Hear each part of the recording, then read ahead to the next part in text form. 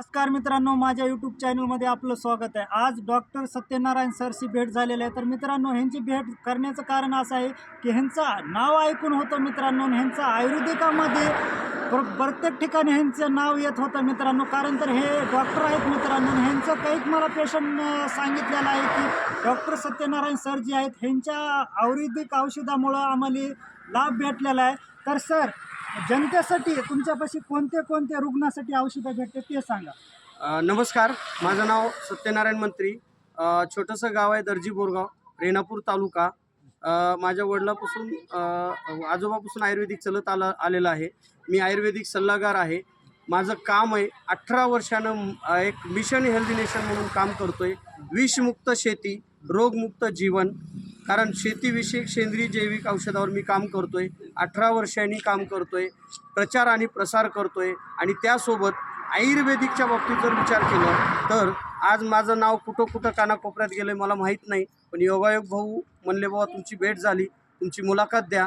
तर माझ्याकडं आयुर्वेदिकमध्ये गुडघा असेल, कंबर, मान, पाठ, संधिवात, मुतखडा, मूळव्याध, आम्लीपित्त, पित्त, गजकरण, खाज, इसुबगोल, मणक्याचा, पाठीचा, कमरेचा, वारं गेलेलं, कॅन्सर, HIV, पोट फुटलेलं, ज्याला मूलबाळ नाही, महिलांचे नाजूक प्रॉब्लेम, केस गळतीचे प्रॉब्लेम, केस वाढतात, लांबतात, उगवतात, टकलेला पण केस येतात, अशी माझी जडीबुटी आहे। संधिवात, आमवात, जे काही आजार आहेत, मणक्याचे त्रास, क्रिटिकल प्रॉब्लेम राहू द्या।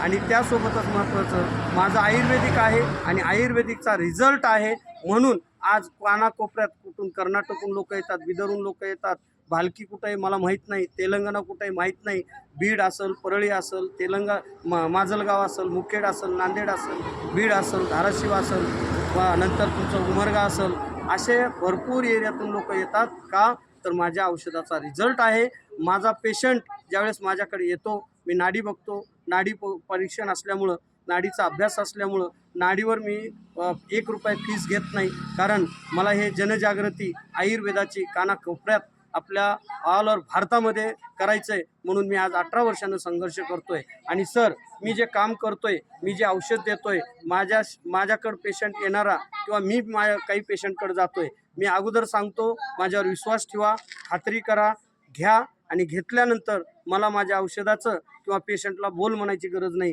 स्वतः पेशंट सांगतोय की तुमच्या औषधाचा मला रिझल्ट आला आहे, फरक पडला आहे। आणि आमच्या एरियातसुद्धा भरपूर पेशंट आहेत, आम्ही तुमच्याकडे पाठवतो।